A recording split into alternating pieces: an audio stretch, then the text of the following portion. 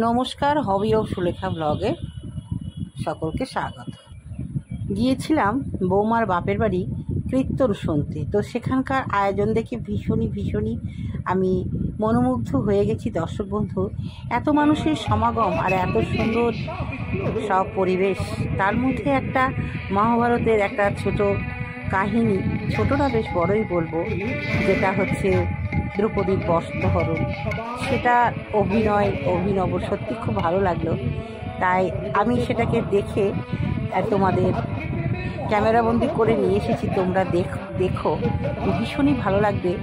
এটার একটা বিশেষত্ব আছে যে এক ভদ্রলোক ব্যাকগ্রাউন্ডে বই না দেখেই বলছে, আর এরা কি সুন্দর মুখ মিলিয়ে অভিনয় করছে। এটা আমার ভীষণ ভালো লেগেছে।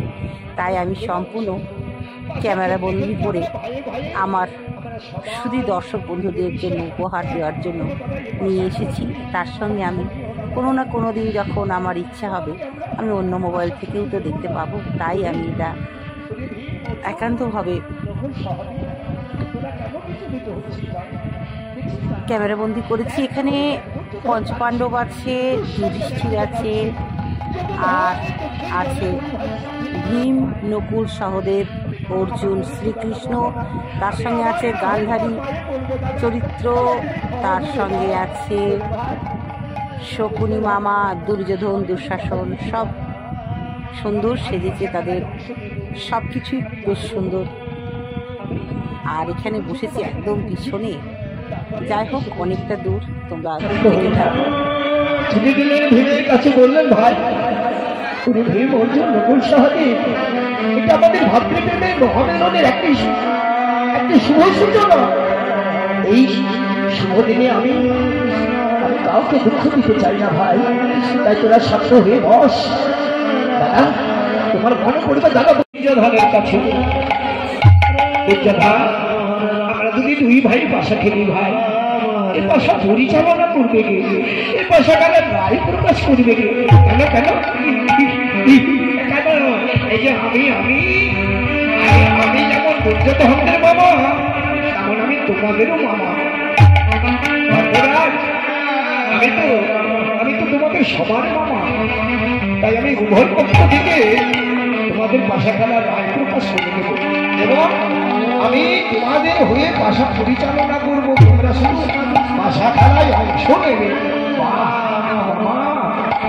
আপনি কি আনন্দ! রাজসভা বিচলিত করো, তাহলে তো শান্ত হয়ে বসো। সকলেই শান্ত করাচ্ছে, সকলেই শান্ত।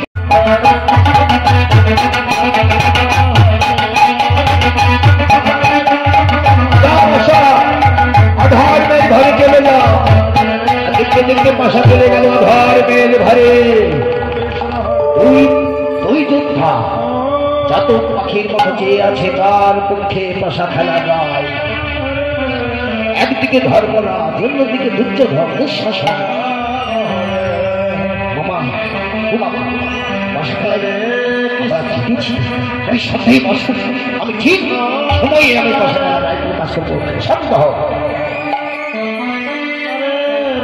শকুনি মহারাজ পাশা খেলার রায় প্রকাশ করছে না। হে উপস্থিত ভদ্র মহাদায়গণ, হে উপস্থিত বিদেশ। আরে বলছো, আরে শান্ত হয়ে বসো। আরে পাশা খেলার রায় তো প্রকাশ করিনি আমি। শান্ত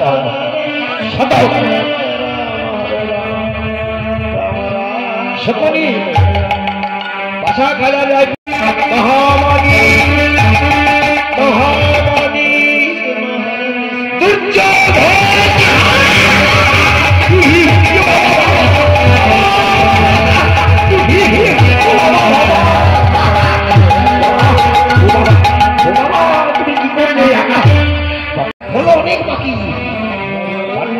নিঃস্ব করতে গেলে একটু ধৈর্য ধরো, বেশি আস্ফলন করো না। শকুনি আবার ধর্মরাজের কাছে গেলেন। ধর্মরাজ, কি পাশা খেলায় হেরে গিয়ে তুমি নতমুখে বসে আছো, আবার যে তোমাকে পাশা খেলতে হবে? মামা গো, ও মামা, আমি কি দিয়ে পাশা খেলবো বলতে পারেন? ও মামা বলুন না, আমি যে সর্বশান্ত হয়ে গেলাম মামা। আমার যাহা কিছু আছে ছিল সর্বস্ব আমি দুর্যোধনের কাছে আমি হেরে গেছি। দুর্যোধনের কাছে আমি বাধা রেখেছি। মামা আমার এই ছোট ছোট ভাই হেরবে না, আর চেষ্টা করো শতবার। আরে পৃথিবীতে জিততে গেলে কখনো কখনো হারতে হয়, নিজেকে হার স্বীকার করতে হয়। তাই তুমি হেরেছো মানে তুমি সর্বশান্ত হয়ে যাওনি। এবার তোমাকে পাশা খেলতে হবে ধর্মরাজ, পুনরায় পাশা খেলো। বাবা আমি কি পথ রাখবো? পথ রাখার মতো তো আমার কাছে কিছু নেই। কে বলেছে কিছু নেই? শোনো, এবারকার পাশা শান্ত হবো ভাই, শান্ত হবো। কি বলে শান্ত হবো দাদা? এতক্ষণ আমাদেরকে নিয়ে ব্যক্ত করেছিল, আমাদেরকে নিয়ে প্রতারণা করছিল। দাদা বলে দাও এই সুকনিকে কোনো মতে যেন রাজসভায় দ্রৌপদীর নামটা উচ্চারণ না হয়। কেউ যদি দ্রৌপদীকে নিয়ে এখানে উৎসা করে আমি কাউকে ছাড়বো না। গদার আঘাতে আমি ওই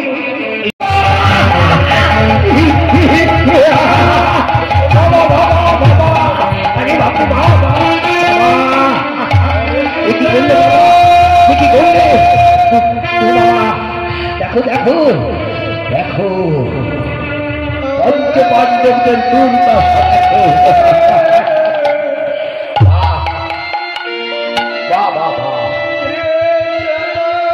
ধর্মরাজ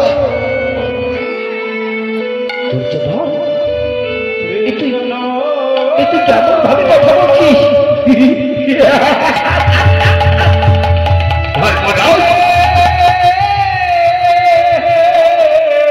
তুমি আমাকে চিনতে পারোনি? আরে আমি দুর্যোধন, আমি দুর্যোধন। আমি তোমার সঙ্গে অনেক চেষ্টা করেছি তোমাকে প্রতিহত করার, কিন্তু আমি পারিনি।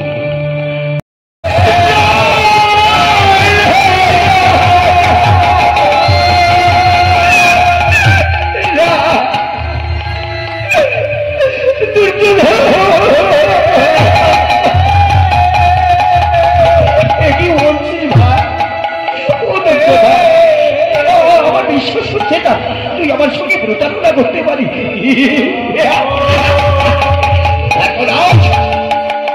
বিশ্বাস তাই তো আমাকে এই ছলনার আশ্রয় নিতে হয়েছে। আমি তোমার সমস্ত কিছু আমি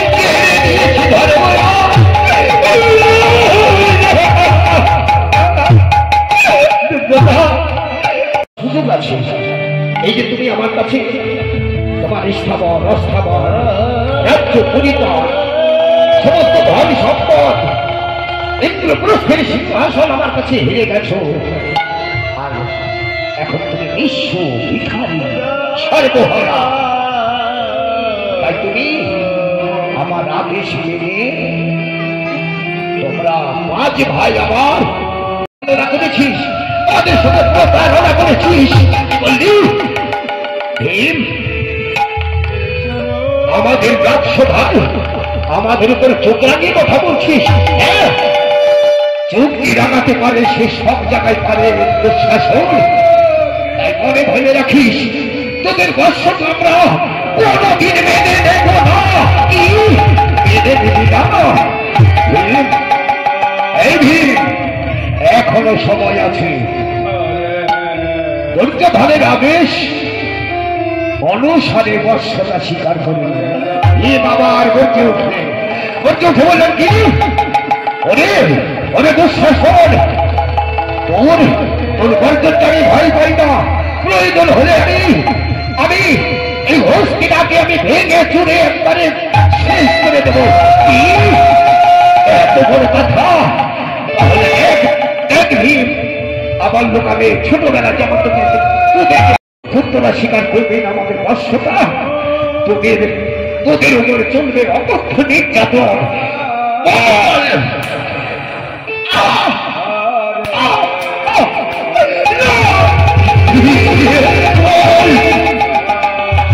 বর্ষটা স্বীকার করবি না? আরে এখন এখন তো তোরা আমাদের জয়লাভের তোদেরকে আমরা পাশা খেলায় জয়লাভ করেছি। মরতে হবে।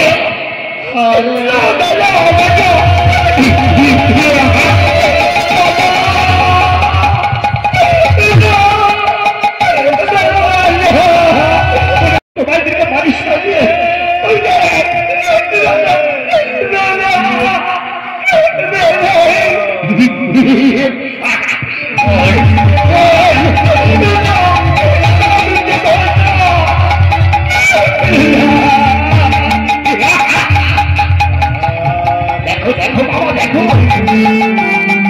এই কষ্টটা স্বীকার যতক্ষণ করবে না ততক্ষণ তাদের উপরে নির্মম অত্যাচার চালিয়ে যাবে দুঃশাসন।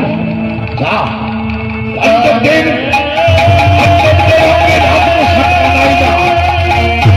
ভাই ধর্মরাজের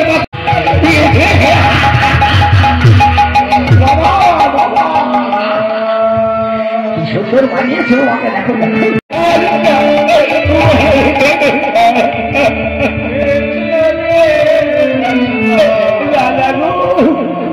ও দাদা পাচ্ছি না অকথ্য নির্যাতন এই কৌরবদের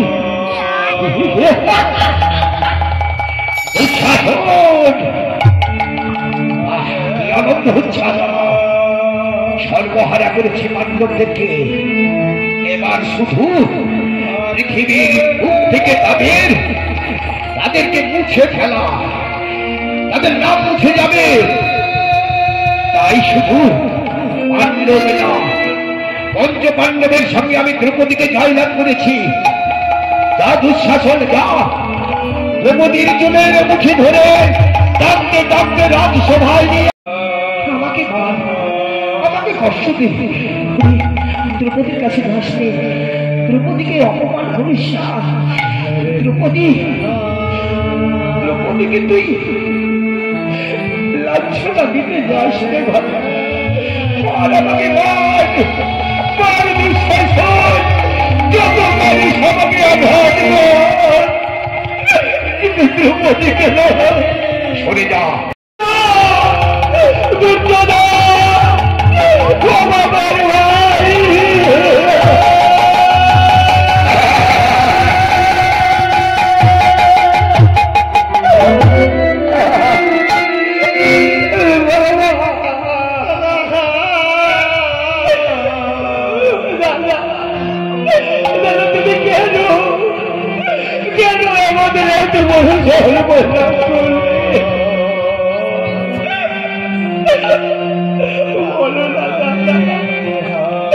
তোমাকে কতবার আমরা নিষেধ করেছি, তুমি আমাদের কোনো কথা শোনোনি।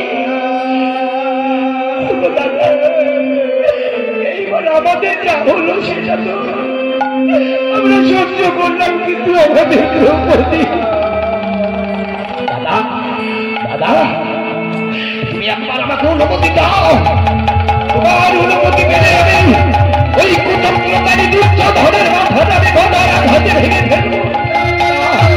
না ভাই না, আমি যে তার কাছে বাপ যুদ্ধে পরাজিত, আমি যে ধর্মের কাছে পরাজিত। কি বললে দাদা?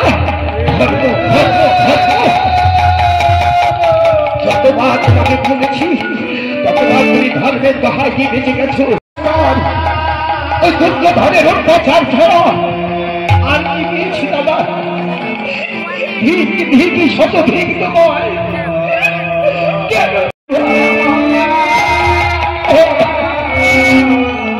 দাদা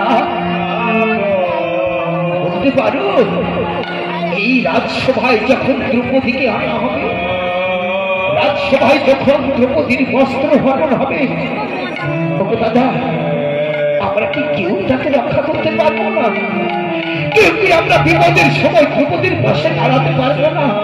না ভাই না, আমরা যে সবাই দুর্যোধনের কাছে বন্দী হয়ে গেছি।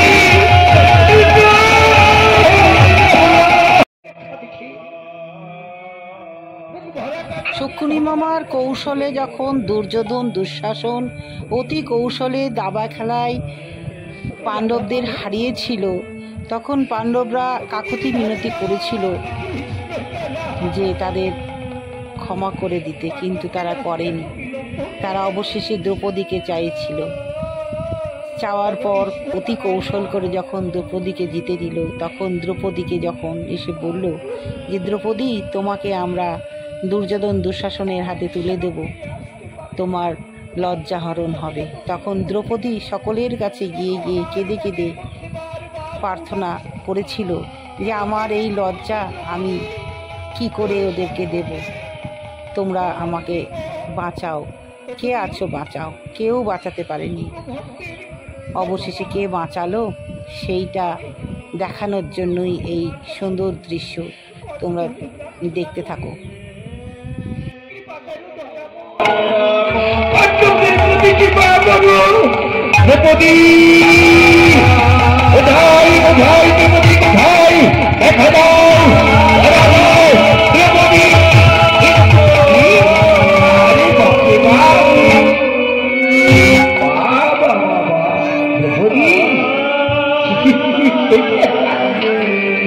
মনে হচ্ছে তুমি ভগবানের কাছে প্রার্থনা করছো।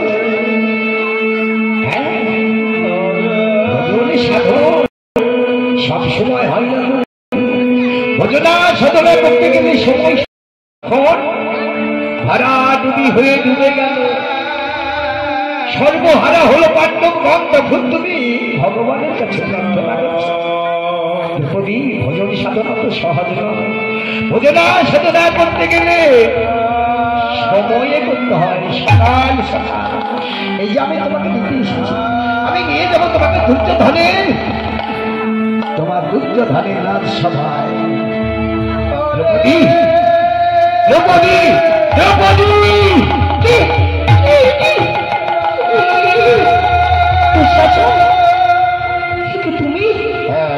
আমি। কিন্তু তুমি আমার পঞ্চস্বামী দুর্যোধনের বন্দী হয়ে গেছে।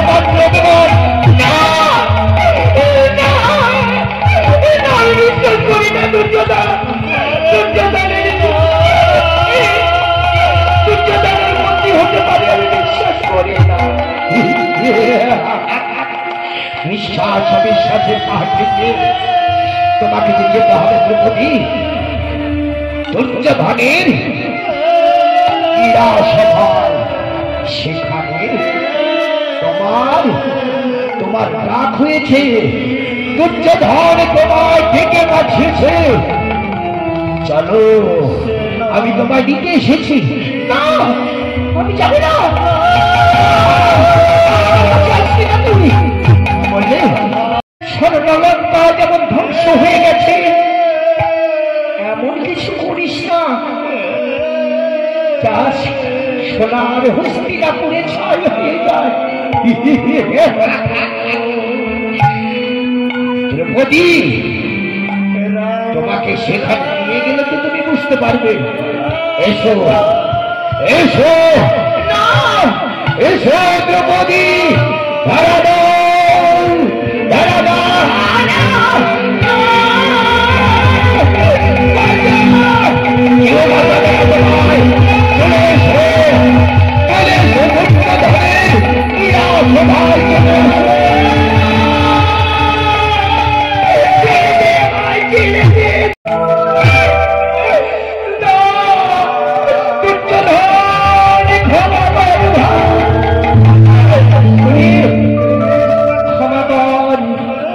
দ্রৌপদীকে ক্ষমা কর। হে পাণ্ডবগণ, এখন তোমরা আমার কৃতদাস, আর দ্রৌপদী আমার দাসী। এখন থেকে আমার এই রাজ দরবারে সে দাসী বৃত্তি করলে শব্দ হবে দুর্যোধন, শব্দ হবে। আরে যথা সময়ে দুঃশাসন দ্রৌপদীকে নিয়ে আসে। দাদা, দাদা, দাদা, এই তো দুর্যোধন দুঃশাসন দ্রৌপদীকে নিয়ে রাজসভায় আসে। দাদা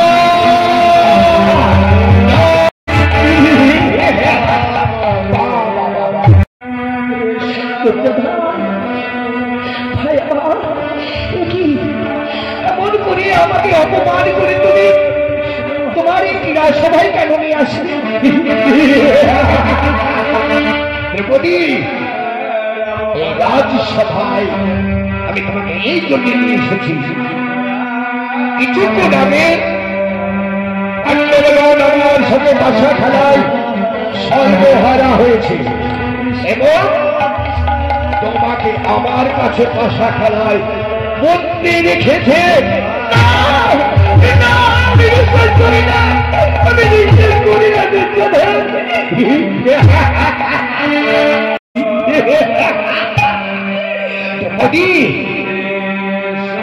সম্মান এবার সম্মান শুধু কি তোমারই আছে?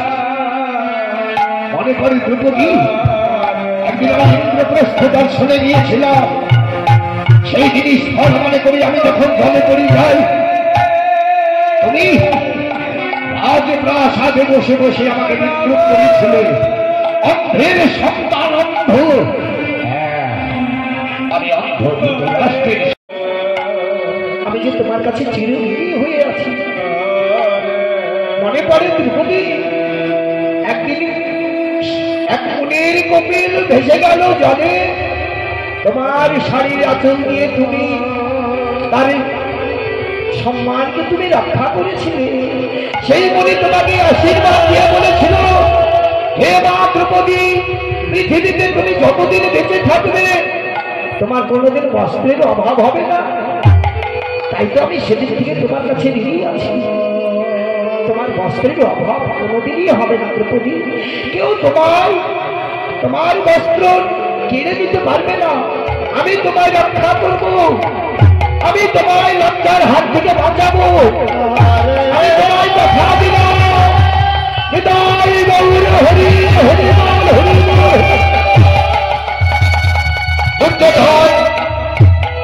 দুঃশাসনকে বললেন, বিমর্শন করে দাও, রাম সবাই তার বস্ত্র হরণ করে।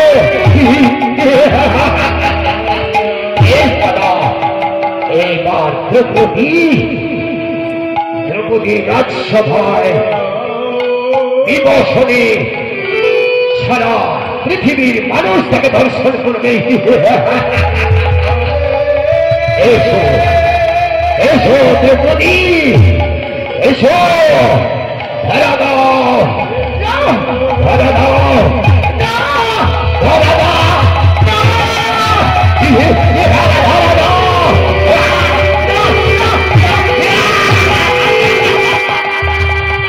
এইবার তোমার বস্ত্র হরণের মালা হাজার হাজার কৃষ্ণ সমবাদকে দ্রৌপদীকে আশীর্বাদ করলেন। হৃদয় গৌর হরি হরি বল।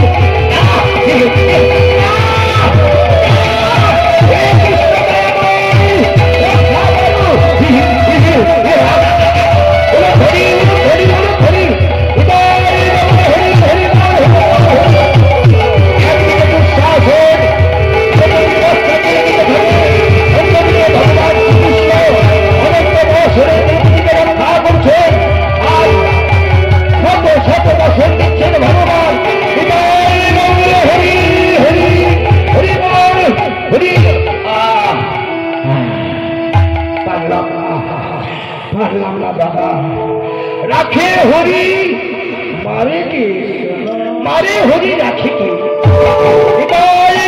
হরি হরি হরি